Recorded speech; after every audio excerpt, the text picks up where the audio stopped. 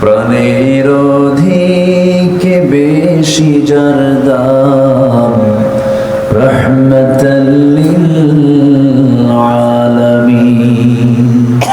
প্রাণের অধিকে বেশি যার দাম, রহমতাল লিল আলামিন।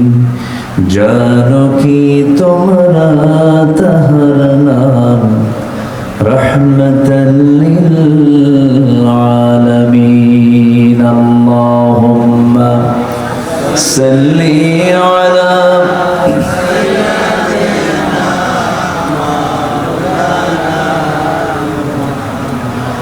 ওয়া আলা আলি সাইয়্যিদিনা। আমার আল্লাহর পরিচয়টা কি? যারা পারেন ঠোঁট মিলিয়ে আওয়াজ দিয়ে দিয়ে বলুন, আলহামদুলিল্লাহি রাব্বিল আলামিন। আর আমার নবীর পরিচয় হলো, ওয়ামা আরসালনাকা ইল্লা রাহমাতাল লিল আলামিন। জোরে বলুন আল্লাহু আকবার। আমার আল্লাহ হলেন গোটা বিশ্ববাসীর তিনি রব, গোটা বিশ্ব জগতের তিনি রব। আর আমার নবীকে আল্লাহ পাক গোটা বিশ্ব জগতের জন্য রহমত করে পাঠিয়েছেন। জোরে বলুন সুবহানাল্লাহ। আল্লাহর রহমত পাওয়ার জন্য রহমতের নবীকে ধরার দরকার আছে না নাই? আসতে রহমতের নবীকে ধরার দরকার আছে না নাই? রহমতুল লিল আলামিনকে ধরার দরকার আছে না নাই? শুধু তিনি মক্কা মুকাররমা থেকে মসজিদুল আকসা এসে ইসরা করেছিলেন। সুবহানাল্লাযী আসরা বিআবদিহি লাইলাম মিনাল মাসজিদিল হারামি ইলাল মাসজিদিল আকসাল্লাযী বারাকনা হাওলাহু লিনুরিয়াহু মিন আয়াতিনা। জোরে বলুন আল্লাহু আকবার। শুধু ইসরা করার ফলাফল আল্লাহ রাব্বুল আলামিন আজকে গোটা পৃথিবীর মানুষ দেখতেছে। সবচেয়ে বেশি তেল কোন এলাকায় বেশি বলেন?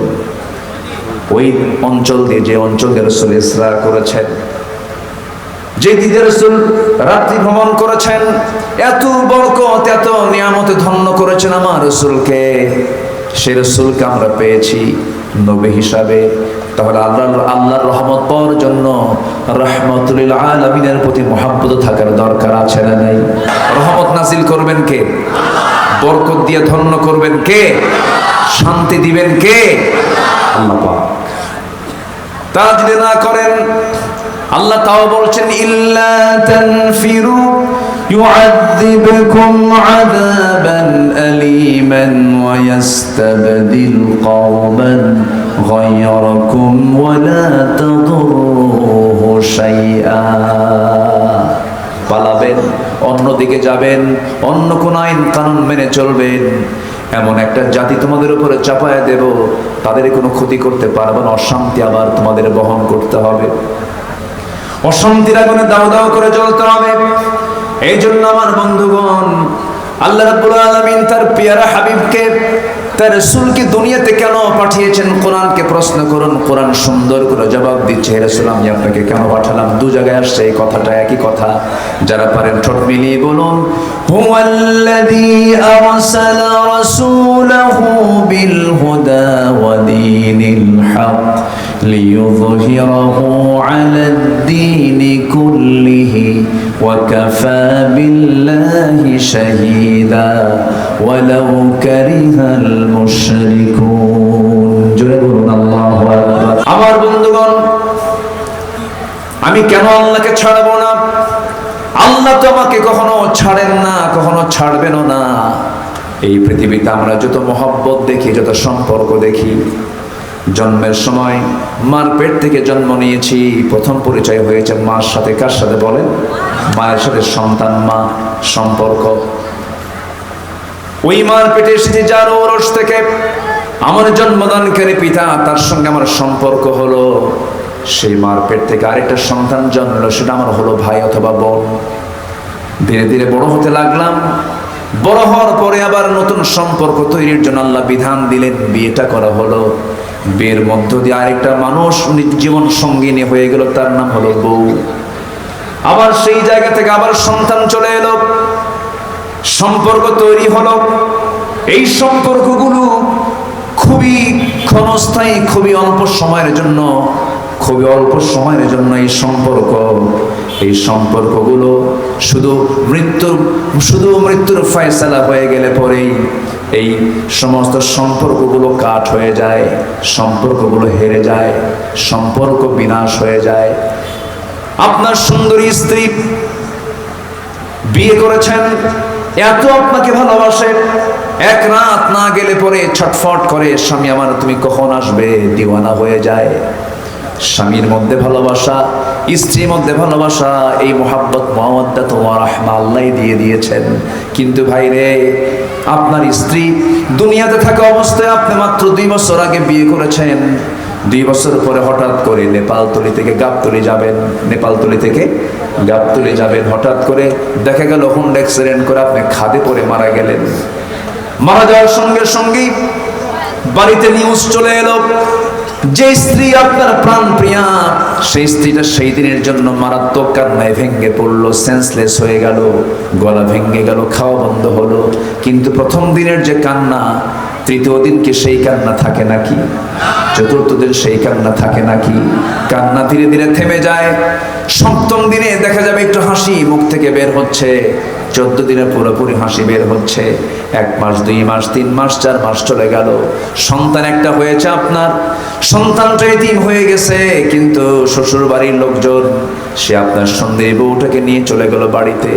6-7 মাস পর দেখা গেল ওই তোমার শ্বশুর শাশুড়ি, আপনার শ্বশুর শাশুড়ি আপনার স্ত্রীকে অন্য জায়গায় বিয়ে শাদী দিয়ে দিল। আপনার সুন্দরী স্ত্রী, আপনার মহব্বতের স্ত্রী অন্যের ঘরের বউ হয়ে গেল। নতুন স্বামী পাওয়ার পরে ওই বউটাই পরের দিন তার আব্বা আম্মাকে ফোন দিয়ে বলবে, আব্বা ভালো সিদ্ধান্ত তোমরা নিয়েছো, কারণ আগের স্বামীর চাইতে এই স্বামীটা আমার আরো ভালো। এই পৃথিবীর মায়ের কোনো দাম নাই, মহব্বতের কোনো মূল্যায়ন নাই, সব শেষ হয়ে যাবে, সব মহব্বত মাইনাস হয়ে যাবে। একমাত্র যার মহব্বতটা সব সময় থেকে যাবে, যার ভালোবাসা সর্বক্ষণ থেকে যাবে, যিনি জন্মেও আছেন, মৃত্যুতেও আছেন, কবরেও আছেন, বিছানাও আছেন, পুলসিরাতেও আছেন, সব জায়গায় আছেন, তিনি আমার কে? আসতে বলবেন না, তিনি আমার কে? আল্লাহ তাআলা। আল্লাহ আমাকে কখনো বাদ দেবেন না। এখন একটা প্রশ্ন করবো আপনাকে, বলুন তো, আমি আল্লাহকে বেশি ভালোবাসি না আল্লাহ আমাকে বেশি ভালোবাসেন? অনেকে চুপ করে আছে, হুজুর একটু চিন্তা করে কই, আমাকে বেশি ভালোবাসেন আমি না আল্লাহ? কে আমাকে বেশি ভালোবাসেন? অনেকে চিন্তা আছে, বউ তো আমাকে বেশি ভালোবাসে না, মা আমাকে বেশি ভালোবাসেন না, পৃথিবীর কেউ না। আমাকে বেশি ভালোবাসেন যিনি, তিনি আমার। একটু চিল্লায় বলেন, তিনি আমার কে? মায়া করে সুন্দর 2টা চোখ দিয়েছেন। এই চোখ না থাকলে সুন্দরী বউ দেখতেন কেমনে? সুন্দরী বউয়ের জন্য আপনি পাগল, আপনি সুন্দর চেহারা দেখে পাগল হয়ে গেছেন, কিন্তু চোখই নাই। তাহলে ওই সুন্দরের জন্য আপনি পাগল হলেন, যেই অস্ত্র দিয়া, যে মাধ্যম দিয়ে, যে চোখ দিয়া, সেই চোখ বানালেন কে? সেই চোখওয়ালা যিনি চোখ দিয়েছেন তার প্রতি মহব্বত বেশি দরকার, না যা দেখছেন তার প্রতি মহব্বত বেশি দরকার? যিনি চোখ দিয়েছেন তার প্রতি মহব্বতটা বেশি থাকা দরকার। এই চোখ, শুধু 2টা চোখের যদি ব্যাখ্যা দিতে যাই বহু সময় লেগে যাবে। দেখেন কি করে আল্লাহ পাক আমাকে আপনাকে বানিয়েছেন, সুন্দর 2টা চোখ দিয়েছেন। মহান রব্বুল আলামিন আমার এই যে 2টা চোখ দিয়েছেন, বান্দাকে আবার প্রশ্ন করছেন, আলাম নাজআল লাহু আইনাইনি ওয়া লিসানান ওয়া শাফাতাইনি ওয়া হাদাইনাহুন নাজদাইন। আল্লাহ বলছেন, বান্দা আমি তোমাকে টানা টানা 2টা চক্ষু দিলাম, এই চোখের মধ্যে 1 কোটিরও বেশি রং দিয়েছেন। এই বান্দা এই চোখ দিয়ে কোটি কোটি কোটি রং সে দেখতে পারবে। এত রঙের বাহার মানুষের চোখের মধ্যে আল্লাহ রাব্বুল আলামিন দিয়েছেন। কিছু কিছু রং বান্দা এখনো দেখেই নাই, অনেক রং দেখা বাদ আছে। জোরে বলেন সুবহানাল্লাহ। প্রতি মিনিটে মানুষ গড়ে 15 থেকে 20 বার পলক ফেলে।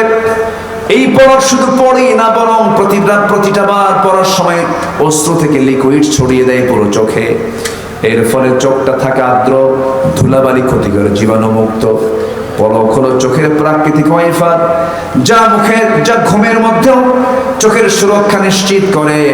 প্রতিদিন আমাদের চোখে গড়ে 1 মিলিলিটার অশ্রু তৈরি করেন তিনি আমার কে। এই অশ্রু কিন্তু, এই পানি কিন্তু মিঠাও না, এই পানি কিন্তু তিতাও না, এই পানিটা হলো কি? লবণ। বলেন কি? বলেন কি? লবণ। চোখের পানি লবণ। আবার আপনি কানের মধ্যে দেখবেন পিচ্ছিল পিচ্ছিল ময়লা বের হয়, এটা কি লবণ নাকি? মিষ্টিও না, লবণও না, এটা হচ্ছে তিতা। এটা কি? তিতা, তিক্ত করে আল্লাহ পাক কানের মধ্যে কি দিয়েছেন? ওটাকে কি বলে এলাকায়? হ্যাঁ, কানের ময়লাকে কি বলে এলাকায়? খোল। খোল, আচ্ছা, খোল মানে যে গরুকে যে খাবার খাওয়ায়, আচ্ছা ওই খোল না, এটা হচ্ছে আল্লাহ পাক কানের সুরক্ষার জন্য এই একটা উপাদান দিয়েছেন যা তিক্ত। দেখবেন মুখে নিলে এটা তিতা তিতা লাগে। কেন? বান্দা ঘুমিয়ে পড়েছে, কোনো হুঁশ নেই, আল্লাহুম্মা বিসমিকা আমুতু ওয়া আহইয়া, ঘুমিয়ে পড়েছে। এখন কানের মধ্যে যদি কোনো পোকামাকড় ঢুকে যায় তখন আপনি কি করবেন? এটা তো বের করা কঠিন হয়ে যাবে। এই জন্য কোনো পিঁপড়া, কোনো পোকামাকড় যদি ঢুকতে নেয়, ঢোকা মাত্রই যখন ওই তিক্ত খোল যখন তার চোখে মুখে লেগে যায় আর থাকতে পারে না, সে আপনি বের হয়ে চলে আসে। সুবহানাল্লাহ বলা যাবে না? আর যদি গুড়ের মতো মিষ্টি হতো, বলেন তাহলে কি হতো? যত পিঁপড়া আছে সব পিঁপড়া ঘুমের পরে কোথায় গিয়ে জমা হতো? তাহলে মিষ্টি আছে যেখানে পিঁপড়া আছে সেখানে। তাহলে কানের যে উপাদান এটা দিয়েছেন মিষ্টি না তিতা, যেন কেউ না ঢুকতে পারে। আবার চোখের পানি কি করেছেন? বলেন মিষ্টি না লবণ? লবণ। মিষ্টি হলে সমস্যা হতো, মিষ্টি হলে পরে আইস হয়ে যেত। আপনি হয়তো তাপমাত্রা _20, আমার দেশে যেমন তাপমাত্রা আছে, কিছু কিছু দেশে আন্ডার কোনো তাপমাত্রাই নাই, -20 -11 এই সমস্ত এলাকায় যখন আপনি যেতেন, চোখের পানি যদি লবণ না হয়ে যদি মিষ্টি হতো, ফ্রিজ হয়ে যেত, বরফ হয়ে চোখটা ফিক্সড হতো, এইদিকেও তাকাতেন না ওইদিকেও তাকাতেন, খালি এরকম করে তাকাতেন, বেকায়দা হয়ে যেত। আল্লাহ রাব্বুল আলামিন এই চোখের পানিকে লবণ করে দিয়েছেন, আবার পেছনে মেশিন সেট করে দিয়েছেন। লবণ দিয়েছেন কেন? লবণ এই জন্য দিয়েছেন বান্দারে যে কোনো জীবাণু ধ্বংস করার জন্য। লবণের চাইতে শ্রেষ্ঠ উপাদান মলম এই দুনিয়া তার দ্বিতীয়টা নাই। যেরকম সুবহানাল্লাহ, আরো যেরকম সুবহানাল্লাহ। এই অস্ত্রের মধ্যে থাকে হলো লাইসোজাইম নামের এক প্রাকৃতিক অ্যান্টিবায়োটিক, যা চোখকে ব্যাকটেরিয়ার আক্রমণ থেকে রক্ষা করে। যখন হৃদয় বেদনায় ভারাক্রান্ত হয়, আত্মা যখন আল্লাহর ভয় ভালোবাসায় কাঁপে, তখন সেই অস্ত্র গড়ে গালের উপর দিয়ে বান্দা কাঁদতে থাকে। এই অস্ত্র আবার চোখের বাইরের অংশে পুষ্টি অক্সিজেন সরবরাহ করে, কারণ কর্নিয়াতে রক্তনালী থাকে না, তাই চোখের জল চোখকে রক্ষা করে, শুকিয়ে যাওয়া ক্ষয় ব্যাকটেরিয়া স্বপ্ন সংক্রমণ থেকে রক্ষা করে। আল্লাহ রাব্বুল আলামিন এত সুন্দর করে চোখ বানিয়েছেন, বান্দা এই দুটা চোখ দিয়ে তুই আমার সৃষ্টি দেখবি আর মুখ দিয়ে বলবি আলহামদুলিল্লাহি রাব্বিল আলামিন। সবাই বলেন আলহামদুলিল্লাহি রাব্বিল আলামিন। আল্লাহু আকবার বলেন। তাহলে আমাকে ভুলেন না যিনি, কখনো ভুলবেন না যিনি, তিনি আমার কে? আসতে বলবেন না, তিনি আমার কে? আল্লাহ। তাহলে আমরা কি আল্লাহকে ভুলতে পারি? আমরা কি আল্লাহকে ভুলতে পারি? আল্লাহকে ভোলা যাবে? যে আল্লাহকে ভুলে যায় তার চেয়ে পোড়া কপাল আর কেউ আছে? কেউ নাই। আল্লাহ আমাকে কি দেননি? সব দিয়ে দিয়েছেন, কোনো কিছু অপূর্ণ তিনি রাখেন নাই। মাথা থেকে পা পর্যন্ত আপনি যা কিছু দেখেন না কেন, সব আল্লাহ আমার আপনার নিয়ামত দিয়ে ভরিয়ে দিয়েছেন। আমাকে আপনাকে যে সৃষ্টি করেছেন মহান রব, মার পেটের মধ্যে রেখে দিয়েছেন 10টা মাস। পৃথিবীর কোনো জিনিস আবিষ্কার হয় না, সৃষ্টি হয় না আলো ছাড়া। যে কোনো ফ্যাক্টরি চলতে হলে পর্যাপ্ত আলোর প্রয়োজন হয়, কিন্তু আমার মা, আমার আল্লাহ তাআলা আমাকে এমন জায়গায় পয়দা করেছেন, আমার মার পেটের মধ্যে রেখেছেন। আমার মার পেটের মধ্যে ভিতরকার অংশটুকু অন্ধকার না আলো? ভিতরটা কি বলেন? মার পেটটা কি আলো না অন্ধকার? অন্ধকার। সে অন্ধকার কুটকুটি অন্ধকার, নিকষ কালো ঘন অন্ধকার মার পেটের মধ্যে মহান রব্বুল আলামিন এক ফোঁটা আল্লাহ তাআলা পানিকে সক্রিয় করলেন, ঝুলন্ত করলেন, আলাপ করলেন, মুদগা করলেন, সুন্দর করে চামড়ার প্যাকেট দিয়ে গোশত বানালেন, হার্ট দিয়ে সেট আপ করলেন, বডি স্ট্রাকচার তৈরি করলেন। এরপরে মহান রব্বুল আলামিন তার নিজস্ব তত্ত্বাবধানে মার পেটের ভিতরে 10টা মাস ওই নিকষ কালো ঘন অন্ধকার সেই মার পেটের ভিতরে চোখের জায়গায় চোখ, কানের জায়গায় কান, হাতের জায়গায় হাত, পায়ের জায়গায় পা, সব কিছু সুন্দর করে সেট আপ করে মার পেট থেকে 72টা অপারেশন সম্পূর্ণ করে এই দুনিয়াতে পাঠায় দিয়েছেন। যেরকম সুবহানাল্লাহ। তাহলে সবচাইতে বেশি মায়া দয়া আমার ভিতরে, আমার উপরে যিনি রাখেন তিনি আমার কে? আল্লাহ। সম্মানিত ভাইয়েরা, সম্মানিত বন্ধুগণ, আবার সেই মানুষকে সুস্থ থাকার জন্য তিনি এই দুনিয়াতে অসংখ্য নিয়ামত রেখে দিয়েছেন, অসংখ্য খাবার রেখে দিয়েছেন। এক একটা খাবারের এক একটা নিয়ামত, এক একটা ঔষধ করে আল্লাহ পাক এই পৃথিবীতে মানুষের জন্য সবকিছু সৃষ্টি করে রেখে দিয়েছেন। আর বলছেন, বান্দা সব দিলাম, আমি তোর কাছ থেকে কিচ্ছু চাই না, আমি তোর থেকে শুধু চাই হলো তোর মুখ থেকে আমি চাই আমার শুধু প্রশংসা। আলহামদুলিল্লাহ, আলহামদুলিল্লাহ। একটা প্রাণী আছে মৌমাছি, চেনেন না? মৌমাছিকে আল্লাহ পাক মধুর ডিপার্টমেন্ট দিয়েছেন। এই পৃথিবীতে যত রোগ আছে সকল রোগের ঔষধ আল্লাহ পাক একটা পানীয়তে দিয়েছেন। একটা পানীয় আল্লাহ পাক সৃষ্টি করেছেন মধুর, মৌমাছির মধ্য দিয়ে। সেটার নাম কি বলেন? লিকুইড, হচ্ছে মধু। এই মধুটা আল্লাহ রাব্বুল আলামিন মৌমাছিকে দিয়েছেন। এই ডিপার্টমেন্ট মানুষকে দেন নাই, কারণ মানুষকে দিলে পরে এর মধ্যে মানুষে ভেজাল করবে। মধুর মধ্যে ভেজাল আছে না নাই? এই ভেজাল কে করে? আজ থেকে কে করে? মানুষ করে। মৌমাছিকে আল্লাহ তাআলা এমন সূক্ষ্ম কিছু জ্ঞান দিয়েছেন, তারা যখন দল বেঁধে কোনো বাগানে মধুর রস সংগ্রহ করতে যায়, তখন অসংখ্য মৌমাছির ভিড়েও তারাও কোনো ফুলে বসে শনাক্ত করতে পারে যে এই ফুলে কিছুক্ষণ আগে অন্য কোনো মৌমাছি বসেছে কিনা। যে আশ্চর্য হবেন, যখন একটা মৌমাছি ফুলে বসে তার পায়ের পজিটিভ চার্জ ফুলের পাপড়ির নেগেটিভ চার্জের সঙ্গে মিলিত হয়ে ফুলটির চার্জে একটা পরিবর্তন আনে। অন্য মৌমাছি সেই পরিবর্তন শনাক্ত করতে সক্ষম হয় এবং বুঝতে পারে ফুলটিতে কিছুক্ষণ আগে আরেকটা মৌমাছি বসছিল। সুবহানাল্লাহ বলবেন না? তাহলে এক ফুলে কয় মৌমাছি বসে? একটাই। আরেকটা বসে না, ও টের পায়, কারণ নেগেটিভ হয়ে গেছে, ওটা বসা শেষ হয়ে গেছে। 2013 সালে ব্রিস্টল ইউনিভার্সিটির একজন গবেষক এই বৈদ্যুতিক চার্জের পরিবর্তন শনাক্ত করার প্রক্রিয়া প্রমাণ করেছেন, যা পরবর্তীতে মৌমাছিকে ফুলটি এড়িয়ে চলতে সহায়ক হয়। বান্দার জন্য মৌমাছি ফুল থেকে নেকটার, মিষ্টি রস সংগ্রহ করেই ক্ষান্ত থাকে না, তখন তা ঘন আর মিষ্টি করার জন্য হানি স্টমাকে নিয়ে নিড়ে ফিরতে ফিরতে তাদের স্পেশাল এনজাইম দিয়ে নেকটারের শর্করা ভেঙে গ্লুকোজ আর ফ্রুক্টোজে রূপান্তরিত করে। এরপর চাকে এসে একে অন্যের কাছে ট্রান্সফার করে। যে আশ্চর্য হবেন, মৌচাকে এই তরল নেকটার জমা করার পরও সেখানে আরো 70 থেকে 80% পানি থেকেই যায়। বান্দার এই মধু খেতে যেন কষ্ট না হয়, এই জন্য এসব মৌমাছিরা একত্রে এসে তাদের ডানা ঝাপটে ঝাপটে ভেন্টিলেশন প্রক্রিয়ার মাধ্যমে পানি বাষ্পীভূত করে পাতলা রসকে ঘন মধুতে রূপান্তরিত করে। যেরকম সুবহানাল্লাহ, আল্লাহু আকবার বলে।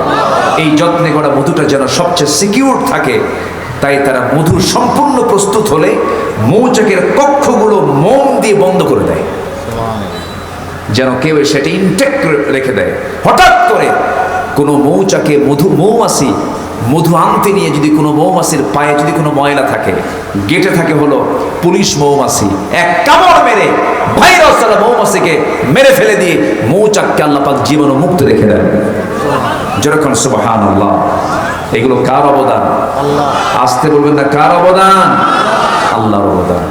আল্লাহ সব কিছু করে দিয়েছেন, শুধু বান্দাকে বলছেন, বান্দারে সব আমি তোর জন্য করে দিলাম, কিন্তু তোর দায়িত্ব হলো আমার রহমতে তুই ধন্য হয়ে যাবি। নাম্বার 1 হলো তুই তাকওয়া অবলম্বন করবি, আমাকে ভয় করবি, আমার হুকুমটা মেনে চলবি, আমার সঙ্গে বন্ধুত্ব তৈরি করবি। বান্দা তুই জানিস তুই আমার দিকে যখন 1 হাত আগাস আমি তোর দিকে 10 হাত আগাই।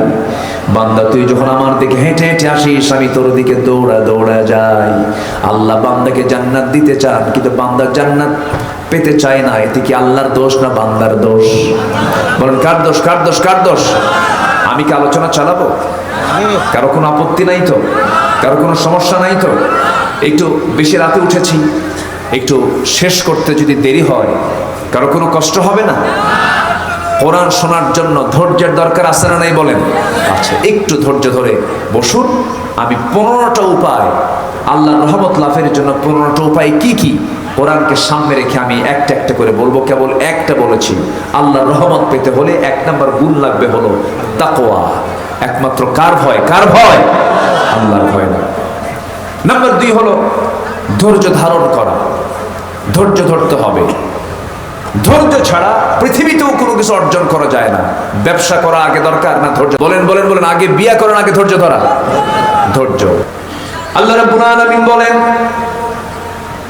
হে রাসূল আপনি জানায়ে দেন, ওয়া আতিউল্লাহা ওয়া রাসূলাহু ওয়া লা তানাযাউ ফাতাফশালু ওয়া তাযহাবা রিহুকুম ওয়াসবিরু ইন্নাল্লাহা মা'আস সাবিরিন। সূরাতুল আনফাল আয়াত নম্বর 46। তোমরা আল্লাহর আনুগত্য করো, নবীর আনুগত্য করো, ধৈর্য ধরো। আল্লাহ ধৈর্যশীলদের সাথে আছেন। এই যে কয়েকদিন আগে তায়েফে গিয়েছিলাম, এই সফরে তায়েফ গিয়েছিলাম। তায়েফটা হলো পাহাড়ি অঞ্চল, মক্কাটা উত্তপ্ত গরমের জায়গা, গা যেন পুড়ে যায় ভাব। আবার সেই আরবের মধ্যে তায়েফ পাহাড়ি অঞ্চল, সেই জায়গাটা হলো আমার দেশের চাইতে শীতল ঠান্ডা এলাকা। এসি লাগে না, মুকাইয়িফ লাগে না, আবহাওয়াটাই সুন্দর। ওই তায়েফের ময়দান এমনটা ছিল না, তায়েফের জনপদ এমনটা ছিল না যে বিশ্বনবীর দোয়ার ফসল সেই তায়েফ, আমার নবীজির দোয়ার ফসল এটা, যেখানে তেমন কোনো ফল উৎপাদন হতো না। আমার নবীজি তায়েফবাসীর জন্য বদদোয়া দিয়েছিলেন না দোয়া দিয়েছিলেন? বলেন বলেন, কি দিয়েছিলেন? দোয়া দিয়েছিলেন। এখন বলুন, তায়েফের মানুষ রাসূলকে মহব্বত করেছিল না শাস্তি দিয়েছিল? তাকে সম্মান করেছিল না লাঞ্ছিত করেছিল? লাঞ্ছিত করেছিল। আমার নবীজি বুক ভরাসা নিয়া মক্কায় যখন দাওয়াতি কাজ বন্ধ হয়ে গেছে, দারুন নাদওয়ার বৈঠকে আবু জেহেল চূড়ান্ত সিদ্ধান্ত নিয়েছে, মুহাম্মদের দাওয়াতি কাজ বন্ধ, মুহাম্মদ বাড়ি থেকে বের হতে পারবে না, গৃহবন্দী করে ফেলেছে রাসূলকে। সাহাবে কেরামকে যেখানে পায় সেখানেই মারে। বেলালকে মারতে মারতে রক্তাক্ত করে ফেললো। যে জায়গায় তাকে মারা হতো প্রত্যেকটা দিন, সেই জায়গাটা আমার এক বন্ধু আমাকে দেখায় দিলেন সেদিন। বলো এই যে বন্ধু, এই যে জায়গাটা এখনো ফাঁকা আছে, এই জায়গায় বেলালকে মারতো তার মনে উমাইয়া এসে উটের রশি গলার মধ্যে দিত, টেনে হেঁচড়ে তাকে নিয়ে এসে সেই জায়গায় উন্মুক্ত জায়গায় চিৎ করে শোয়া রেখে বুকে পাথর রাখতো আর বলতো, বেলাল ইসলাম ছেড়ে দিবি না কি করবি বল? বেলাল বলতেন, দুনিয়ার সব ছাড়বো কিন্তু আমি আমার রবকে ছাড়বো না। সুবহানাল্লাহ। ধৈর্য আছে যার, ঈমান আছে তার, সফলতা আছে তার। তায়েফের ময়দানে আমার নবীজি কালিমার দাওয়াত দিতে গিয়ে ফুল পেলেন না, মিষ্টিও পেলেন না, তিনি সেখানে পেলেন চোখা চোখা পাথর। সে তায়েফে গিয়ে যখন ঢুকলাম এবছর কয়েকদিন আগে, আহারে হাঁটতিনি ভাবি এই জনপদের কোন জায়গা দিয়ে যেন রাসূল হেঁটেছেন, চড়েছেন। আমার নবীজি একাকী চলে এসেছিলেন তায়েফের ময়দানে। তায়েফকে তিনি খুব পছন্দ করতেন, কারণ তায়েফের এই জনপদ দিয়ে তিনি হেঁটে হেঁটে ঘোড়ার পিঠে চড়ে, উটের পিঠে চড়ে আমার নবীজি হালিমাতুস সাদিয়ার বাড়িতে ছিলেন দীর্ঘ 5টি বছর পর্যন্ত তিনি হালিমাতুস সাদিয়ার ঘরে ছিলেন। দুগ্ধ পান করেছেন, যার স্তনের দুধ তিনি পান করেছিলেন। তিনি ভাবছিলেন মনে হয় তায়েফের মানুষ কালিমা গ্রহণ করবে। কিন্তু তায়েফবাসী কালিমাতু গ্রহণ করলই না, বরঞ্চ রাসূলকে পাগল উক্তি দিয়ে, পাগল আখ্যা দিয়া উচ্ছৃঙ্খল যুবকদেরকে লেলিয়ে দিল। চোখা চোখা পাথর নবীকে লক্ষ্য করে মারা শুরু হয়ে গেল। নবীজির মাথার রক্তগুলো গড়ে গড়ে গোটা দেহ দিয়ে ঝরতে ঝরতে পায়ের তলা পর্যন্ত চলে গেল। জুতার তলার সঙ্গে পায়ের তলার জমাট বেঁধে গেল। আমার নবীজি সেন্সলেস হয়ে জমিনে পড়ে গেলেন। টান মেরে জুতা খুলতে চান, জুতা খোলে না। আমার নবীজির পাশে কেউ নাই। সম্পূর্ণ কি তারা মেরে রক্তাক্ত করে মরা মানুষ মনে করে রেখে চলে গেছে। কিছুক্ষণ পর হোঁশটা ফিরল।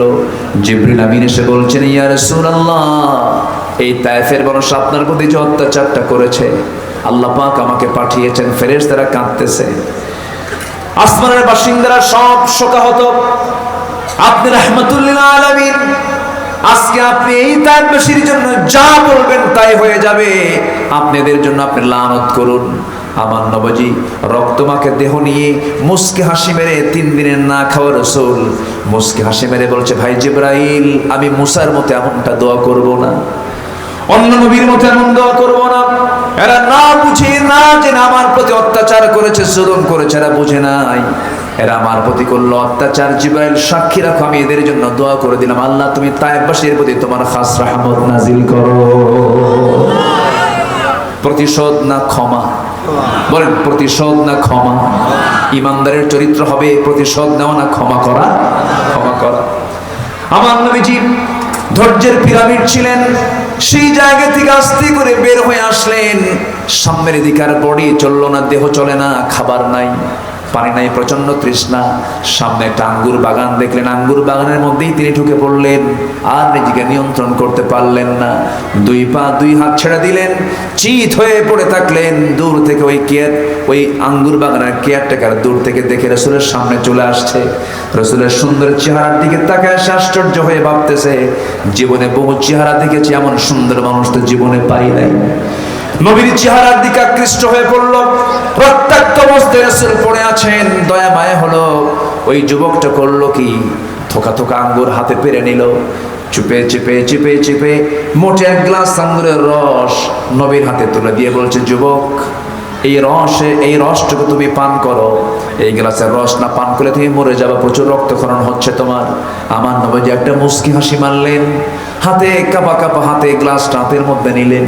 বিসমিল্লাহ বলে 3 টোকে পান করলেন। আলহামদুলিল্লাহ বলে আল্লাহর শুকরিয়া আদায় করে যুবকের দিকে তাকায় তিনি বলছেন, যুবক, তোমার নাম তো আদ্দাস। ওই জায়গায় এখনো ওই সাহাবীর নামে একটা মসজিদ আছে, এবং যে বাগানে আমার রাসূল চিত হয়ে শুয়ে পড়েছেন কয়েকদিন আগে, সেই বাগানটাও জিয়ারা করে এসেছি। তিনি শুয়ে পড়েছিলেন, সেই বাগানটা এখনো সাক্ষী হয়ে আছে। আমার নবীজি যখন বললেন, তোমার নাম তো আদ্দাস, যুবক বলতেছে, মনে মনে ভাবতেছে, কোনোদিন দেখা হলো না, কথা হলো না, কোনোদিন পরিচয় হলো না, আমার নামটা কেমনে করে জানলো? এবার বলতেছে, আমাকে তুমি চেনো কেমনে?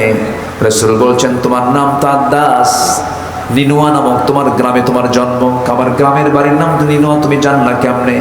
এবার তিনি বলছেন, তুমি আদ্দাস যে নিনুয়া নামক গ্রামে জন্ম নিয়েছো, সেই গ্রামেই জন্ম নিয়েছেন আল্লাহর পয়গম্বর ইউনূস আলাইহিস সালাতু ওয়াস সালাম। এবার আদ্দাস বলতেছে, আমার গ্রামে অমক নবীর জন্ম, এই তথ্য মক্কাবাসী তো জানার কথা নয়, তুমি কেমন করে জানলে বলো?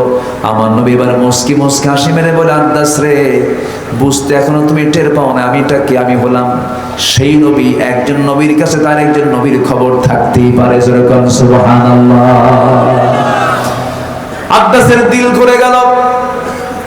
আদ্দাস আবেগ আপ্লুত হয়ে পড়ল। আদ্দাস খ্রিস্টান ছিল, খ্রিস্টানি কায়দায় 2টা হাত নিয়ে নবীজির 2টা পায়ের দিকে কদম বুচি করে তাকে সেজদা দিয়ে ধন্য করবে। আদ্দাস আমার নবীজির সেজদা গ্রহণ কখনো করেন নাই, কারণ সেজদা গ্রহণ করার জন্য একমাত্র হকদার তিনি কে? আমার দেশে ভণ্ড কিছু দুষ্ট শয়তান আছে না নাই? মুরিদ সেজদা দেয়। মুরিদ কি দেয়? সেজদা দেয়। কবর পূজা, ব্যক্তি পূজা করলে পর ঈমান থাকবে না, যাবে, চলে যাবে। আমার নবীর মাকবারা দেখে আসলাম, কোনো ফুল, কোনো পুষ্পস্তবক নাই, কোনো সেজদার কোনো সুযোগ নাই। আমরা কোনো কবরবাসীর কাছে চাবো না, আল্লাহর কাছে চাবো। আমরা কার কাছে চাবো বলে? সৃষ্টির কাছে না স্রষ্টার কাছে? সৃষ্টির কাছে না স্রষ্টার কাছে? স্রষ্টা। আমার স্রষ্টা কে? আল্লাহ। আমার নবীজি সেজদা গ্রহণ করলেন না, চট করে তাকে ধরলেন, চট করে তাকিয়ে ধরে বুকের সঙ্গে বুক লাগায়া দিলেন।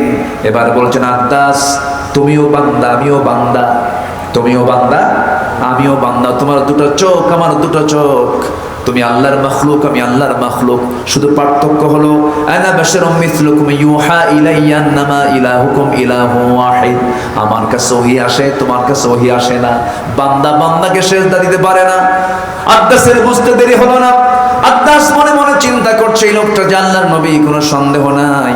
হাত আগায় দিয়ে বলছে, আমাকে পড়িয়ে দাও আশহাদু আল্লা ইলাহা ইল্লাল্লাহু ওয়াহদাহু লা শারীকা লাহু ওয়া আশহাদু আন্না মুহাম্মাদান আবদুহু ওয়া রাসূলুহু। হেদায়েতের মালিক কে? আস্তে বলুন, হেদায়েতের মালিক কে?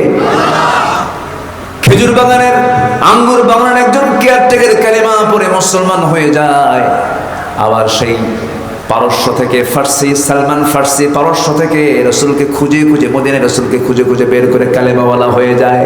কিন্তু আমার নবীর ঘরের মানুষ আবু তালেবের কপালে, আবু লাহাবের কপালে, আবু জাহেলের কপালে ইসলাম জোটে না। হেদায়েতের মালিক কে? আল্লাহ। আসতে বলেন, হেদায়েতের মালিক কে? আল্লাহ পাক। এই জন্য আমার বন্ধুগণ, নামাজ আগে না ধৈর্য আগে? জোরে বলেন, জোরে বলেন, জোরে বলেন। ধৈর্যের সাথে নামাজ। ধৈর্যহীনের নামাজও হবে না।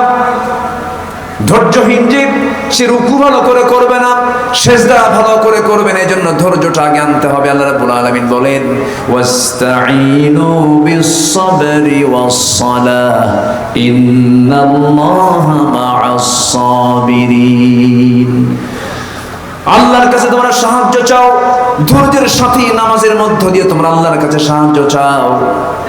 বেশ কয়েক বছর আগে রমজান, বেশ কয়েক বছর আগে মসজিদে নববীতে মদিনায় ফজরের নামাজ পড়তে গিয়েছি।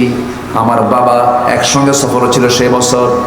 আমি দেখলাম নামাজ শুরু করলাম, ফজরের নামাজ যখন শুরু হয়ে গেছে, 90 বছরের বুড়া মানুষ মসজিদে নববীতে ইমামতি শুরু করেছেন। 2 রাকাত নামাজ। ফজর কয় রাকাত? 2 রাকাত। 2 রাকাত নামাজ পড়লাম। ইমামের পেছনে বয়োবৃদ্ধ একজন ইমাম। নামাজ শেষ হলো, সময় লেগেছে 2 রাকাত নামাজ পড়তে 39 থেকে 40 মিনিট। ধৈর্যের দরকার আছে না নাই? আমার দেশের কোন মসজিদের ইমাম যদি ফজর নামাজ পড়তে নিয়ে যদি 40 মিনিট সময় লাগায়, বলেন তার নামাজ শেষ হওয়ার পরে কি হতে পারে? কি হতে পারে? বলেন কি হতে পারে? এমন তো হওয়ার কথা ছিল না। এই জন্য সব কাজে ধৈর্যের পরিচয় দিতে হবে।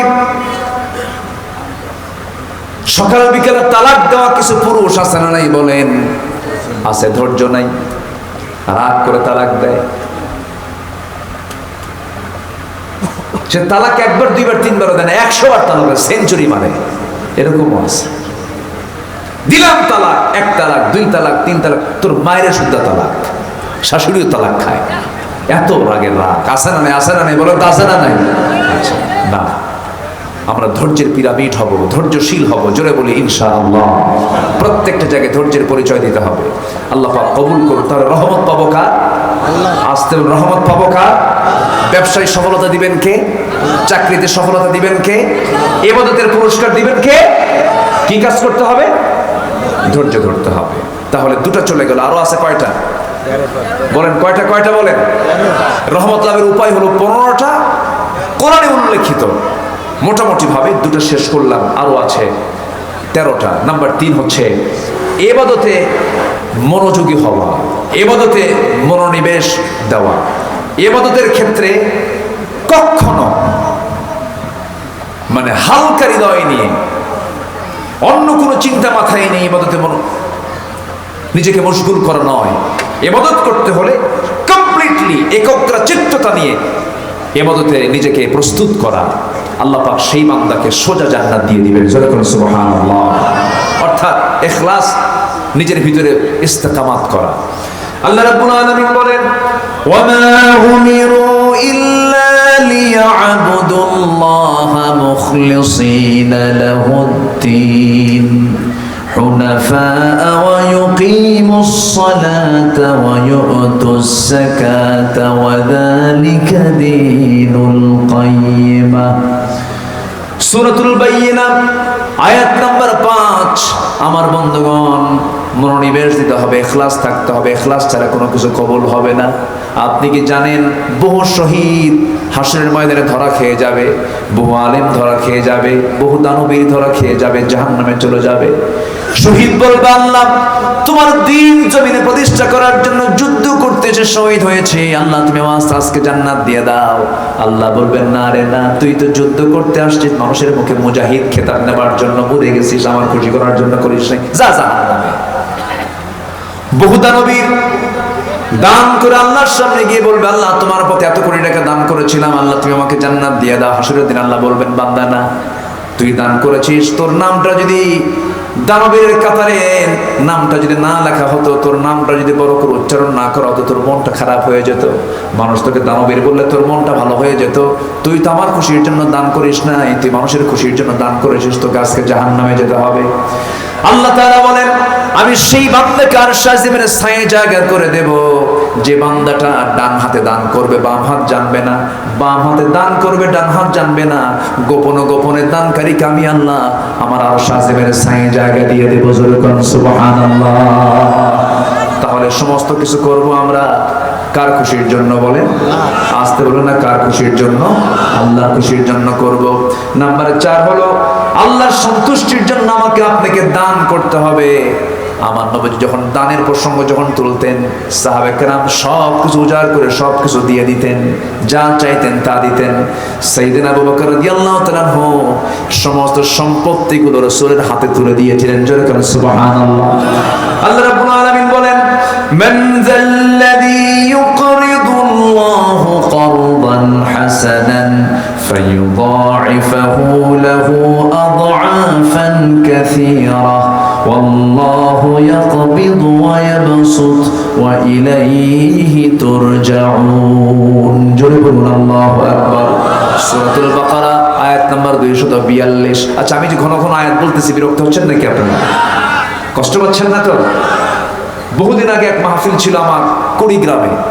বহু গ্রাম তো আমার দেশে আসে 14 গ্রাম, চট্টগ্রাম, ওইদিকে কুড়িগ্রাম, মাত্র 20 গ্রাম।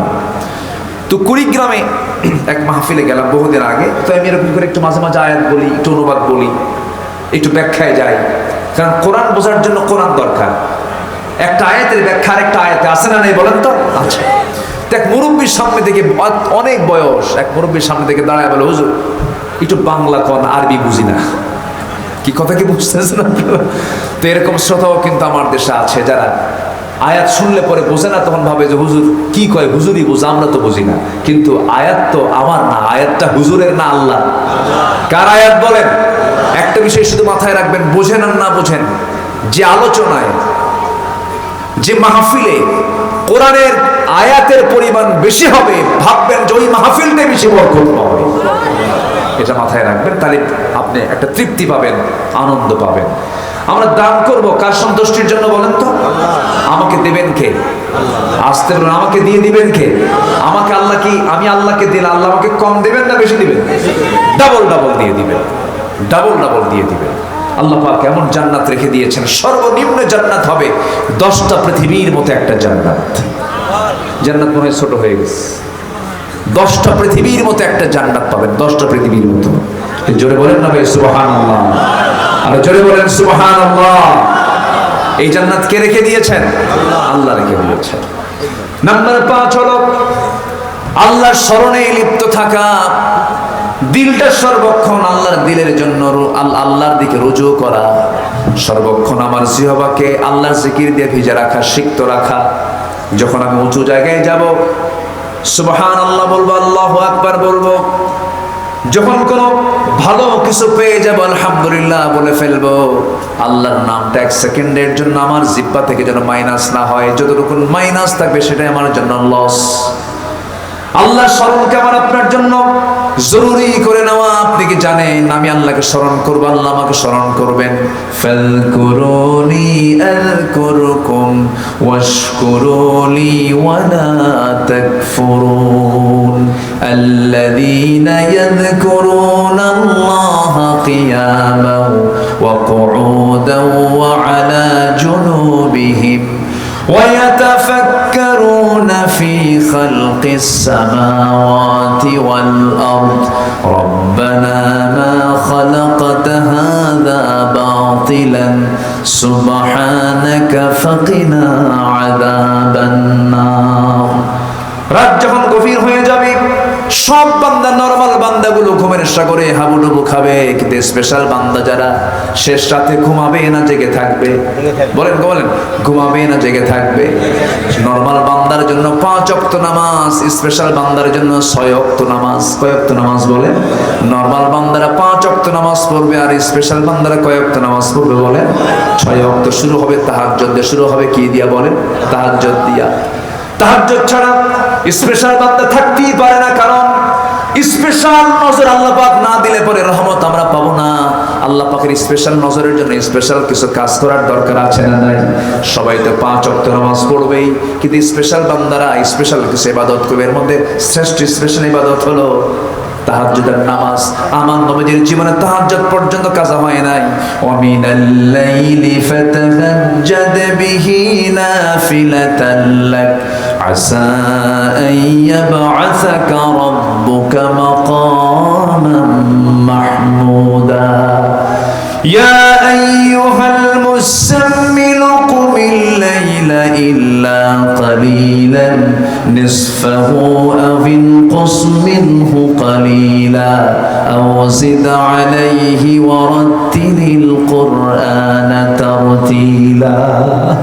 আমার নবী শেষ রাত যখন হতো, ডুকরে ডুকরে কাঁদতেন, হাওমাও করে কাঁদতেন, সেজদায় পড়ে পড়ে কাঁদতে কাঁদতে কাঁদতেন তিনি, আওয়াজ দিয়ে কাঁদতেন তিনি। চোখ ফুলে যেত, চোখের কোনা বেয়ে বেয়ে টপ টপ করে পানি পড়তো, জায়নামাজ ভিজে যেত, গাল ভিজে যেত, একদম কান্নায় বেকরার হয়ে যেতেন। আর আল্লাহর কাছে একটা দোয়া করতেন, আল্লাহ মেহেরবানি করে আমার উম্মতকে মাফ করে দাও। কয়েকটা রাতের আধারে আমার নবীজি ঘন্টার পর ঘন্টা সেজদার মধ্যে পড়ে আছেন, নড়েন না। আম্মা জান আয়েশা পাশে বসা, রাসূলের নড়াচড়া বন্ধ হয়ে গেছে, তিনি ভয় পেয়ে গেলেন রাসূল বুঝি ইন্তেকাল করেছেন। চিমটি কাটলেন, আমার নবীজি নড়ে উঠলেন। সালাম ফেরার পর রাসূল বলছেন, আয়েশা আমার গায়ে চিমটি কাটলা কেন? হুজুর আপনার ঘন্টার পর ঘন্টা সেজদায় থাকা দেখে ভাবলাম আপনি মরিয়ে গেছেন নাকি, কোনো নড়াচড়া নাই, চিমটি কাটছে এই জন্য। রাসূল বলছেন, আয়েশা রে, কিয়ামতের দিন কেউ নাজাত পাবে না। আম্মা জান আয়েশা বলছেন, আমিও নাজাত পাবো না, তবে আল্লাহ পাক আমাকে রহমতের চাদর দিয়ে বেষ্টন করে দিবে।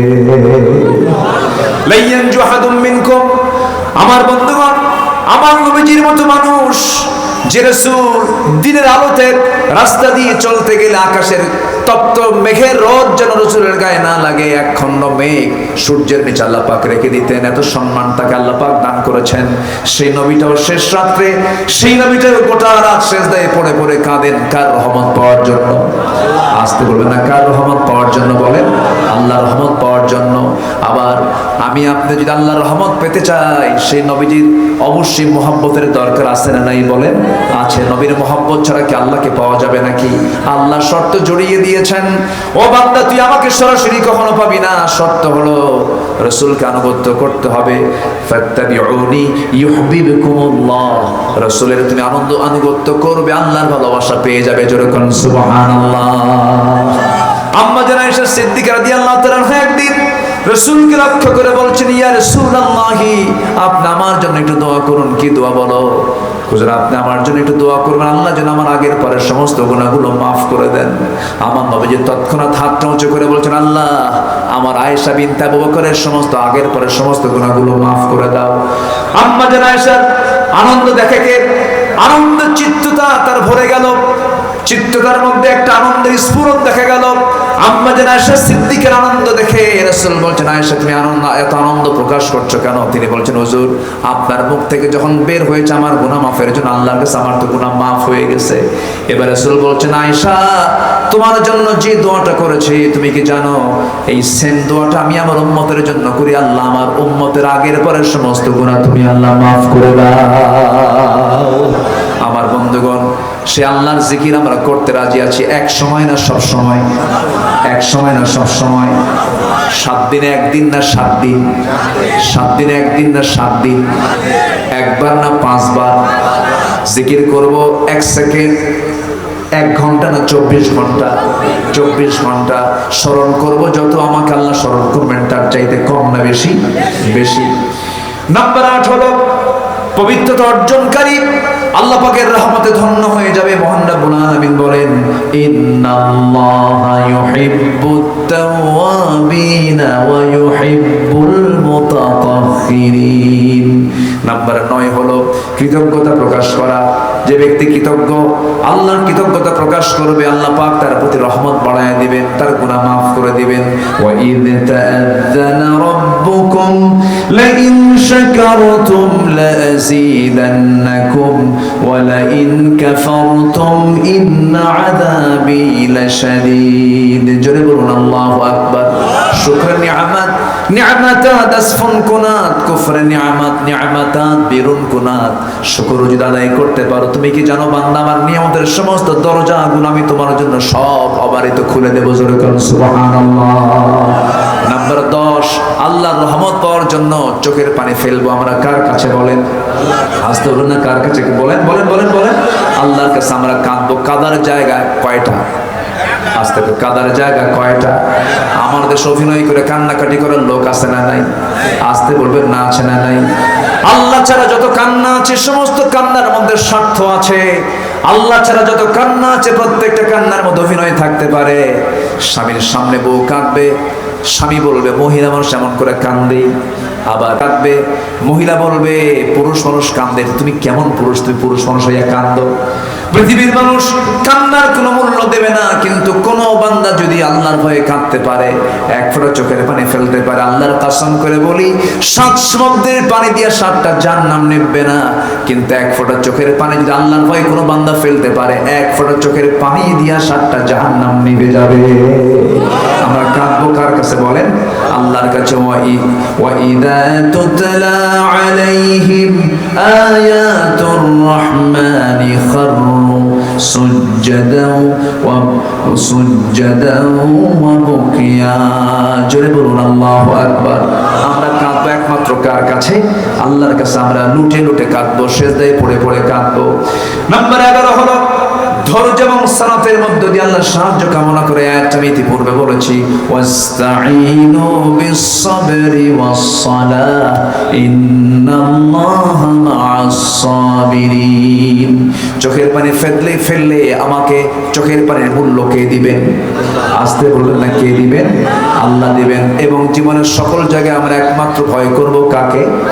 ওমর ফারুক নিজের পরিচয় গোপন করলেন। বুড়িমা কেমন আছেন? ভালো নাই বাবা। কেন? আল্লাহর মেহেরবানি আল্লাহ যা রাখছেন। কিন্তু শুনছি জনপদের একজন খলিফা আছে ওমর, লোকটা আমার কোনো খবর নিল না, কোনোদিন আমার খবর নিল না। ওমর ফারুক বলছেন, মা এত দূর কেমনে আসবে খলিফা?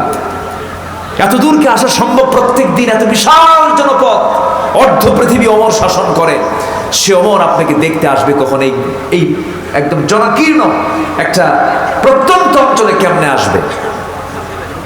এবার মহিলা কড়া ভাষায় জবাব দিয়ে বলছে, এই যুবক, তুমি কি, আমি চিনি না তোমারে, তবে একটা কথা বলি কি, দায়িত্ব কাঁধে পড়লে এই জায়গায় ওমরকে আসতে বাধ্য হয়ে ওমরকে আসতে হবে। উনি থমকে গেলেন, চোখে পানি চলে এলো, নিজের পরিচয় গোপন করলেন। এবার বললেন, আপনি কি ওমর ফারুককে মাফ করবেন না? ওমর ফারুককে মাফ করার প্রশ্নই নাই, আমার খবর নিজে করে দিন। এবার ওমর ফারুক বললেন, বুড়িমা, আপনি ওমর ফারুককে মাফ করে দিবেন যদি আপনাকে কিছু দেওয়া হয়, আপনাকে কিছু যদি পয়সাপাতি দেওয়া হয়, আপনি কি ওমর ফারুককে মাফ করতে পারবেন না? কিছু দিয়ে দেই আপনাকে। মহিলা বলতেছে, কি দিবা? তুমি কি তামসা করো? কি দিবা তুমি? 25 দিনার, তোমাকে 25 দিনার দেওয়া হবে। মহিলা বলল, ঠিক আছে, আমারে দিয়ে যাও। কিন্তু উনি জানেন না যে সামনে ওমর দাঁড়িয়ে দাঁড়িয়ে কথা বলতেছে। এবার তিনি হঠাৎ করে ডাক দিয়ে ফেলেছেন, আলী এদিকে আসো তো। উত্তর দিচ্ছে আলী, আমিরুল মুমিনিন ইয়া ওমর আসতেছে। এই মহিলা তো শুনে থমকে গেছে, হাই আমি এতক্ষণ কথা বললাম কার সাথে? এবার ওমর ফারুক বলছেন, আপনি আমাকে মুক্ত করে দিচ্ছেন তো? এই যে দিন 25 দিন আপনাকে দিলাম। এবার মহিলা বলছে, আপনি আমাকে আগে পরিচয় দিবেন না? কেন? ওমর কেন পরিচয় দিব? ওমর আসল পরিচয় হলো ওমর কার গোলাম? আসতে বলবেন না, কার গোলাম? আল্লাহর গোলাম। এবার মহিলা টাকাটা নিয়ে, দিনারটা নিয়ে যখন চলে যাচ্ছে, ওমর ফারুক বলছেন, মহিলা, মা আপনি যেতে পারবেন, এদিকে আসেন। ডাকলেন, ডাকার পরে বলছেন, আলী একটা কাপড় দাও। কাপড় দেওয়া হলো। সেই কাপড়ের গায়ে বললেন, মহিলা আপনি লিখে দেন যে আমি 25 দিনারের বিনিময়ে ওমরের থেকে অভিযোগ উঠায় নিলাম, যে লিখে দেন, আমাকে লিখিত করে দিতে হবে। লিখিত করে তিনি সেই চিঠিটা নিয়ে বাড়িতে চলে গিয়ে বউ বাচ্চার সন্তানকে ডাক দিয়ে বললেন, আমার স্ত্রী, আমার সন্তানরা আমার যেদিন ইন্তেকাল হবে আমার কাফনের কাপড়ের সাথে এই চিঠিটা ঢুকায় দিবা। আমি আল্লাহকে গিয়ে বলবো, আল্লাহ আমি তোমার কোনো বান্দার প্রতি জুলুম করি নাই। সুবহানাল্লাহ বলবেন না? যারা বলেন সুবহানাল্লাহ। আল্লাহর সামনে দাঁড়ানোর ভয় থাকতে হবে। এই ভয়টা যদি কোনো বান্দার ভিতরে থাকে, সেই বান্দা কখনো হারাম কাজ, অপছন্দনীয় কাজ কখনো করতে পারে না। সাইয়েদনা ওমর ফারুকের সম্মান কত, কত মর্যাদা আল্লাহ পাক তাকে দান করেছেন। অর্ধ দুনিয়ার শাসনকর্তা ছিলেন। কোন একটা ফকির একদিন তার কাছে সাহায্য চাইতে যায়, তার বাড়ির সামনে গিয়ে দরজায় তিনি নক করবেন, তার কাছে কিছু সাহায্য নেবেন। কিছুক্ষণ পর ভাবলেন, না, সাহায্য চেয়ে লাভ নাই, চলে যাই। মহিলা চলে যাচ্ছিল। ওমর ফারুক রাদিয়াল্লাহু তাআলা পিছন থেকে ডাক দিলেন, ও মহিলা, আমার দরজায় কড়া নাড়লে, কি যেন বলতে চা, আবার চলে গেলে, কারণটা কি? এবার ফকির বলতেছে, আমি আপনার কাছে কিছু সাহায্য চাইতে আসছিলাম, কিন্তু মনে হলো আমার যতটুকু আছে আপনার ততটুকু নাই, আমার চেয়ে আপনি বেশি অভাবী, এই জন্য আপনার কাছে চাইতে আমার লজ্জা হয়ে গেছে। আল্লাহু আকবার বলবেন না? কার ভয় বলেন? আল্লাহর ভয়। আল্লাহর সামনে দাঁড়াতে হবে। এই চিন্তা যখন কোনো বান্দার মধ্যে থেকে যাবে, সে আল্লাহর রহমত পেয়ে যাবে। ওয়া আম্মা মান খাফা মাকামা রাব্বিহি ওয়া নাহান নাফসা আনিল হাওয়া ফাইন্নাল জান্নাতা হিয়াল মাওয়া। জান্নাত পাওয়া মানে কার রহমত পাওয়া?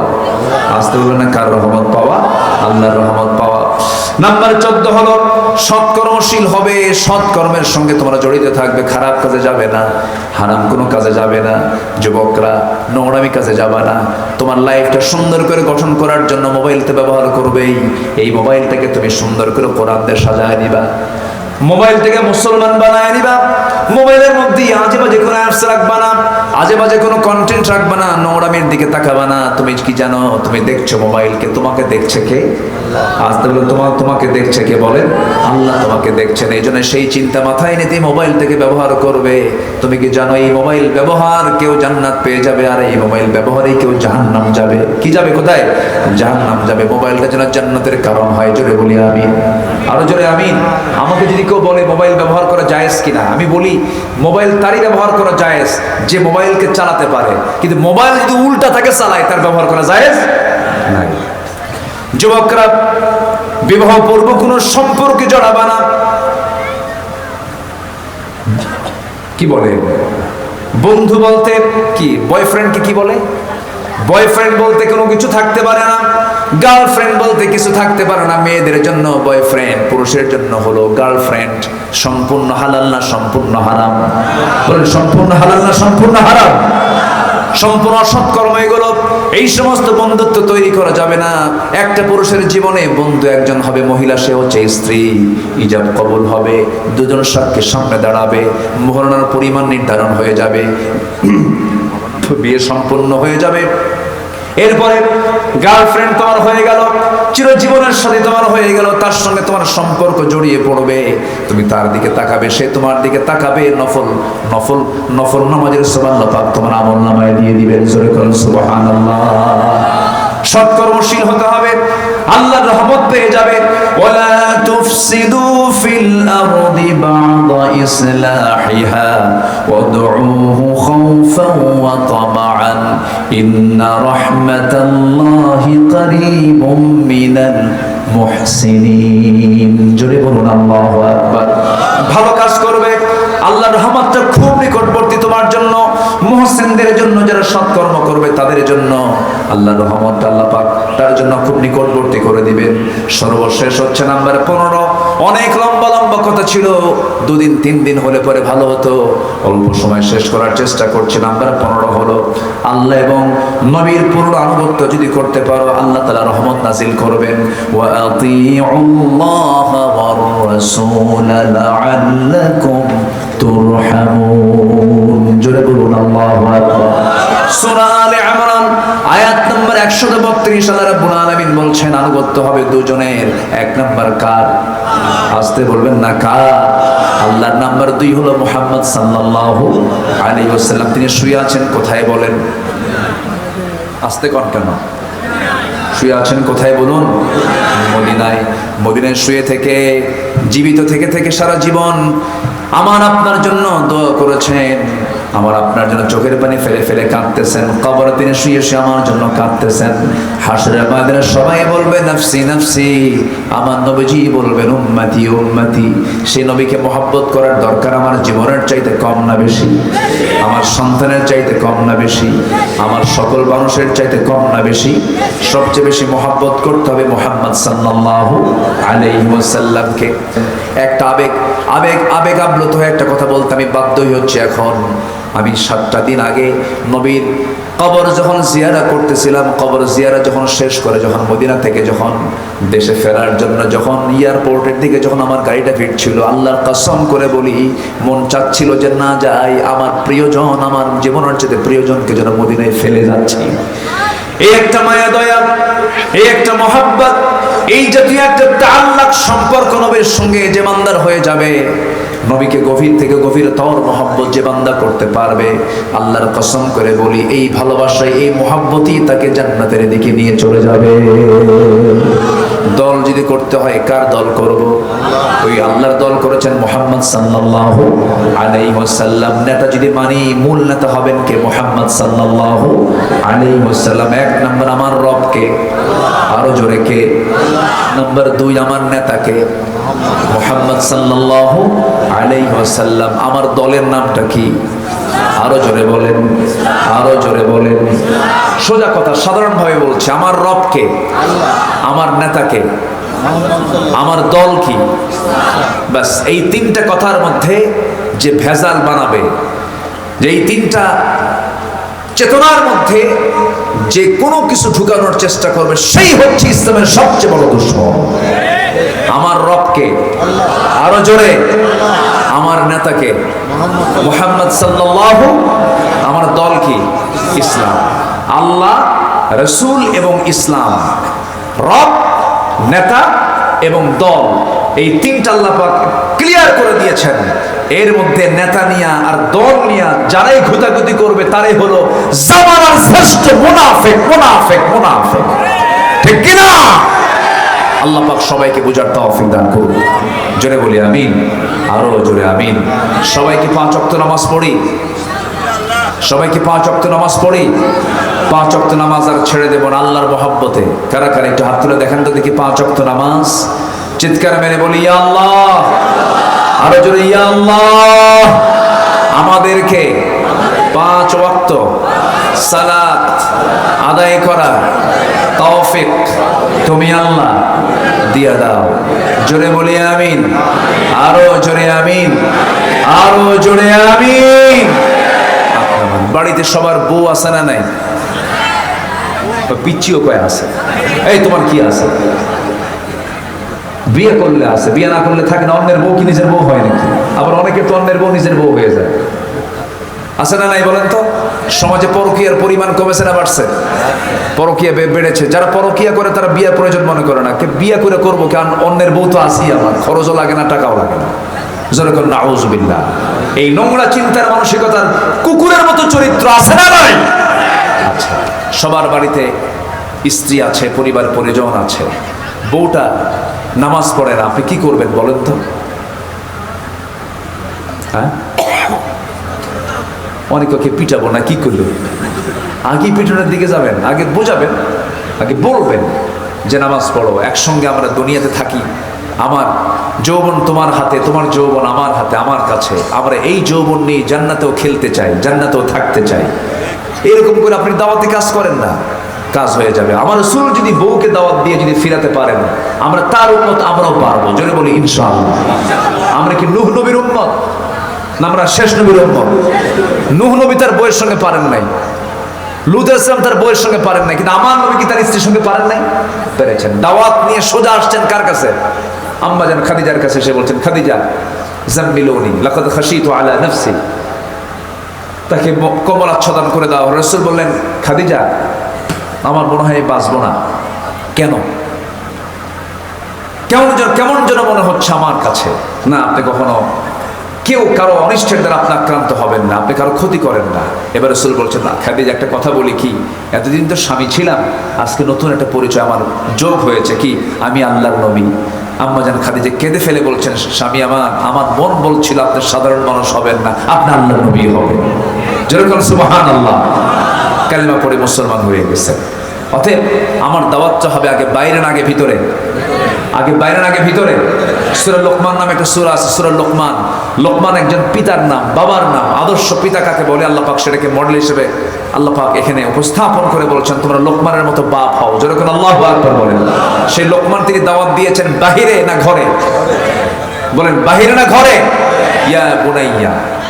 রাসূল দাওয়াত দিয়েছেন প্রথমে স্ত্রীর কাছে, লোকমান দাওয়াত দিয়েছেন প্রথমে সন্তানদের কাছে। ইয়া বুনাইয়া, হে আমার কলিজার টুকরা সন্তান। শুধু সন্তান বললে হবে না, এই নামাজ পড়, এরকম না। ইয়া বুনাইয়া, হে আমার কলিজার টুকরা সন্তান, আদরের দুলাল, সোনা, আত্মা, জান, পরা, তুই আমার আত্মারে, বাবা এদিকে আয়। একটু জড়ায় ধরে বলবেন, বাবা বিড়ি খাইস না, বাবা অসৎ বন্ধুত্ব তৈরি করিস না, বাবা চল নামাজটা পড়ি। এই দাওয়াত হচ্ছে ইসলামের দাওয়াত। আল্লাহু আকবার বলেন।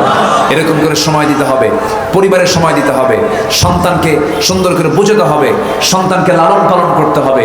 আমার রাসূল কিন্তু শুধু বিশ্ব নবী ছিলেন না, তিনি ছিলেন একজন বেস্ট বাবা, বেস্ট নানা, বেস্ট স্বামী ছিলেন, যোদ্ধা ছিলেন, নেতা ছিলেন। এমন কোনো সাইড নেই তার মধ্যে ছিল না। আমরা সবগুলো গুণ আমাদের যোগ্যতা অনুযায়ী আমরা অর্জন করব। জোরে বলি ইনশাআল্লাহ, আর জোরে বলি ইনশাআল্লাহ।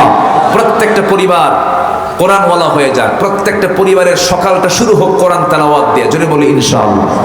বাড়িতে ঘুম থেকে উঠবেন, নিজেকে কোরআন নিয়ে বসবেন, সব বাচ্চাকে ডাক দিয়ে নামাজ পড়ায়া, মসজিদ থেকে নামাজ পড়ায় এসেই সবার হাতে হাতে কোরআন তুলে দিয়ে বলবেন, আধা ঘন্টা কোরআনটা পড়। না বুঝলেও কোরআন হাতে নিয়ে থাক, কোরআন হাতে নিয়ে থাক। প্রত্যেকটা দিন কোরআনের সঙ্গে একটা সন্তানের সম্পর্ক রেখে দিবেন। আপনার বাচ্চার হাতে সন্তানকে কোরআন তুলে দিবেন, ওই সন্তানের হাতে কোনোদিন গাঁজা তুলবে না, নেশা তুলবে না, সন্তান কখনো খারাপ হবে না, আমি ওয়াদা করে গেলাম। আল্লাহ পাক সেই তৌফিক সবাইকে দান করুন। অনেক কথা ছিল, যতটুকু কথা হয়েছে আমার কথার মধ্যে আমি অপ্রাসঙ্গিক, অপ্রয়োজনীয়, যেটা প্রয়োজন না, হামবে থামবে, মানে তারানের বান্দরে কলা খাইছে ইন্দুরে, এই আজেবাজে কথা আমি বলি না। আমার এই অভ্যাসটা আমার ভিতরে নাই, আমি লালন করি না। সম্মানিত ভাইরা, যতটুকু কথা হয়েছে মন খারাপ করলেন নাকি আপনারা? আল্লাহ যেন আমল করার তৌফিক দান করেন। জোরে বলি আল্লাহুম্মা আমিন। সবাই একটু সেজদার মতো, কি বলে রুকুর, কি বলে তাশাহুদের সূরতে, নামাজের সূরতে আমরা সবাই একটু বসে যাই। বসে গিয়ে আমরা আল্লাহর কাছে কান্নাকাটি করব, আল্লাহ যেন আমাদের জিন্দেগীর সকল গুনাহগুলোকে মাফ করে দেন। জি, মাহফিল কমিটির যারা দায়িত্ব নিয়ে যদি ছিলেন, অনেক ভাইরা অনেক কষ্ট করেছেন, বহু আগে তারা আমাকে দাওয়াত করেছেন। আজকের মাহফিলটা যে সম্পূর্ণ হলো, মাহফিল কমিটি অত্যন্ত খুশি হয়েছে। আপনারা খুশি হয়েছেন তো নাকি? আমার আল্লাহ যেন খুশি হয়ে যান। জোরে বলি আল্লাহুম্মা আমিন। কেউ উঠবেন না দোয়ার মতো, এই লোভনীয় একটা দোয়া, এতগুলো মানুষকে নিয়ে আপনি দোয়ায় শামিল হচ্ছেন, এটা অনেক বড় একটা ভাগ্যের ব্যাপার। আমরা বসে যাই, আমরা চাইবো কার কাছে? আল্লাহর কাছে। বলি সুবহানাকা আল্লাহুম্মা ওয়া বিহামদিকা আশহাদু আল্লা ইলাহা ইল্লা আনতা আস্তাগফিরুকা ওয়া আতুবু ইলাইকা। চিৎকার মেরে বলি, আল্লাহ আমার জীবনের সগীরা কবীরা, ছোট বড় সব গুনাহ তুমি আল্লাহ মাফ করে দাও। জোরে বলুন ইয়া রাব্বাল আলামিন, জোরে বলুন ইয়া রাব্বাল আলামিন। আসুন আমরা আল্লাহর কাছে চাবো, আল্লাহর কাছে বলবো। কোনো কথা আছে কি কমিটি ভাই? জি হুজুর, আপনার মানে আমি মোনাজাত করার আগে একটা ছেলে একটু 1 মিনিট কথা বলবে না? আচ্ছা মাশাআল্লাহ। ওই ভাই, জি ওই ভাইটা, উনি আমাকে চীনে ধরে ফেলেছেন। চীনের গুয়াংজুতে আমি গিয়েছিলাম, উনি আমাকে ধরে বলতেছে, হুজুর আমি আপনার খুব ভক্ত, দেখছেন আমার পাশে বসে আছেন, আলহামদুলিল্লাহ। জি ঠিক আছে, আমরা ভাই দোয়া করি নাকি? দোয়া করি একসাথে। জি, আমরা আল্লাহর কাছে চাই, আপনি দোয়া করে দেন।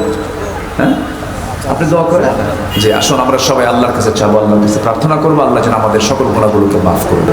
আনফুসানা ওয়া ইল্লাম তাগফির লানা ওয়া তারহামনা লানাকুনান্না মিনাল খাসিরিন। লা তুযিগ কুলুবানা বা'দা ইয হাদাইতানা ওয়া হাব লানা মিন লাদুনকা রাহমাতান ইন্নাকা আনতাল ওয়াহ্হাব। গভীর রাতে ঝুমরাত ঝিমানো রাত্রিতে চাঁদের মতো হাজারা মুসলমান নরনারী নিয়ে তোমার কালাম থেকে কিছু আলোচনা করেছি, তোমার শাহী দরবারে কাঙ্গাল ফিগারির মতো দুটো হাত পাতলাম। আল্লাহ, গুনার দিকে নজর দিও না, বান্দা মনে করে তামাম জিন্দেগির গুনাহগুলোকে মাফ করে দাও। জনম দুঃখিনী মা, জনম দুঃখী বাপ জান যারা চলে গেলেন, জিন্দেগির গুনাহগুলো মাফ করে দাও, কবরগুলোকে জান্নাতের টুকরা বানায়া দাও। অনেক আলোচনা শেষ করে বাড়ি ফিরে যাব, বাড়িতে ফিরে গিয়ে সব দেখবো, কিন্তু মাকে পাবো না। মার দিকে তাকালে বরকত রহমত নাজিল হয়, যে মার দিকে তাকালে চিত্ততের খোরাক মিটে যায়। আয় আল্লাহ তাআলা, সেই বরকতি মা রহমতি বাবা যার দুনিয়া থেকে বিদায় নিয়েছেন, জিন্দেগির গুনাহগুলো মাফ করে দাও, কবরগুলোকে জান্নাতের বাগিচা বানায়া দাও। আমার ভাই এমন হাত তুলেছেন, নিজের হাতে নিজের মাকে দাফন করেছেন, নিজের বাবার লাশ নিজের পিঠে বহন করা কবর পর্যন্ত নিয়ে চলে গেছেন। আল্লাহ গো, সে আব্বা আম্মা যারা চলে গেল, জিন্দেগির গুনাহগুলো মাফ করো, কবরগুলোকে জান্নাতের টুকরা বানায়া দাও। আওয়াজ দিয়ে আমার সঙ্গে ঠোঁট মিলিয়ে সবাই বলুন, রব্বির রহমহুমা কামা রব্বায়ানি সগীরা, রব্বির রহমহুমা কামা রব্বায়ানি সগীরা। আল্লাহ তাআলা বিশেষ করে মাহফিলটার আয়োজন করলেন যারা, শোনার জন্য কষ্ট করে আসলেন যারা, বিনিময়ে কিয়ামতের কঠিন ময়দান যেদিন কেউ কাউকে চিনবে না, এমনকি মা সন্তানকে পর্যন্ত স্বীকার করে বসবে, যেদিন মানুষ কাঁদতে কাঁদতে চোখের পানিগুলো ফুরে যাবে, চোখ থেকে রক্ত বের হওয়া শুরু হয়ে যাবে, সেই কঠিন মুসিবতের দিনে মাহফিল সবার জন্য নাজাতের মাধ্যম তুমি আল্লাহ বানায়া দিও। আল্লাহ তাআলা, আশপাশে যত মাইয়াত শুয়ে আছেন, আযাব মাফ করে দাও, কবরগুলো তুমি আল্লাহ জান্নাতের টুকরা বানায়া দাও। আল্লাহ গো, যে গ্রামে মাহফিলটা হচ্ছে, এই গ্রামের প্রত্যেকটা বাসিন্দাকে দিনের জন্য কবুল আর মঞ্জুর করে নাও, প্রত্যেক ঘরকে ইসলামের দুর্গ বানায়া দাও, ঘরে ঘরে খালিদ বিন ওয়ালিদ পয়দা করো, আবু বকর ওমরের মতো তোমার পছন্দের বান্দা পয়দা করো। আল্লাহ তাআলা, দুনিয়া থেকে কোন দিন বিদায় নেব জানি না, ডান হাতে আমলনামা না আসা পর্যন্ত মরণ দিও না, অসুস্থ সুস্থ করে দাও, ঋণগ্রস্ত ঋণমুক্ত তৌফিক দিয়ে দাও, ব্যবসায়ী ঘাটতি তুমি আল্লাহ পুঁজিতে বরকত দিয়ে দাও, পুঁজিতে তুমি আল্লাহ রহমত দিয়ে দাও। আল্লাহ তাআলা, ঘরে প্রাপ্তবয়স্ক মেয়ে আছে, বিয়ের ব্যবস্থা করে দাও, অসুস্থ তুমি আল্লাহ শিফায়ে কামেলা আজলা দান করো। আল্লাহ গো, একদিন এসেছিলাম দুনিয়াতে, বিদায় নিতে হবে, তোমার দরবারে ফিরে যেতে হবে, ডান হাতে আমলনামা না আসা পর্যন্ত মরণ দিও না। আল্লাহ গো, হিসাবটা জটিল করে দিও না, হাসিবিনি হিসাবান ইয়াসিরা, ইয়া মুকাল্লিবাল কুলুব সাব্বিত কলবি আলা দীনিক। যেদিন মরে যাব, টান মেরে ঘর থেকে বের করে দিয়ে আমাকে শেষবারের মতো বিদায় দিয়ে দেবে, গোসল করে দেবে জীবনের মতো করে, গোসল শেষ হয়ে গেলে এখন কাফনের কাপড় পরায় দেবে, রেজার সেলাই নাই, বুতাম নাই, পকেট নাই, কবরের দিকে নিয়ে চলে যাবে, টেনে হেঁচড়ে কবরে শোয়া দেবে। মাত্র 24 ঘন্টা লাগবে না, মাথার চুলগুলো খসে খসে পড়বে, চুলে তেল দিলাম, শ্যাম্পু দিলাম, সাবান দিলাম, কোনো লাভ হবে না, চুল আটকানো যাবে না। মাত্র 3টা দিন গোটা শরীরের চামড়াগুলো সব খসে খসে পড়বে, সব পোকামাকড়ের পেটে চলে যাবে, আমার দেহ সম্পূর্ণ পোকার নিয়ন্ত্রণাধীন হয়ে যাবে। মাত্র 7টা দিন পেটের নাড়িভুঁড়ি সব চোখ মুখ কান নাক দিয়ে বের হওয়া শুরু হয়ে যাবে, কিম্ভূত কিমাকার চেহারা হয়ে যাবে, কোনো অস্তিত্ব থাকবে না। আমাকে টেনে হেঁচড়ে ওই যে রেখে আসবে, 7 দিনের পর আমাকে আর চেনার কোনো সুযোগ থাকবে না। মাত্র 3 মাস ব্যবধান, কবর খনন করে যদি দেখা হয়, এই কয়েকটা হাড় ছাড়া আর কিচ্ছু খুঁজে পাওয়ার কোনো সুযোগ নাই রে। এই তো জীবন রে আল্লাহ। সে অন্তিম সময়ে যখন চলে আসবে, জবানে জারি করে দিও লা ইলাহা ইল্লাল্লাহ মুহাম্মাদুর রাসূলুল্লাহ। আসসালামু আলাইকুম ওয়া রাহমাতুল্লাহি ওয়া বারাকাতুহু।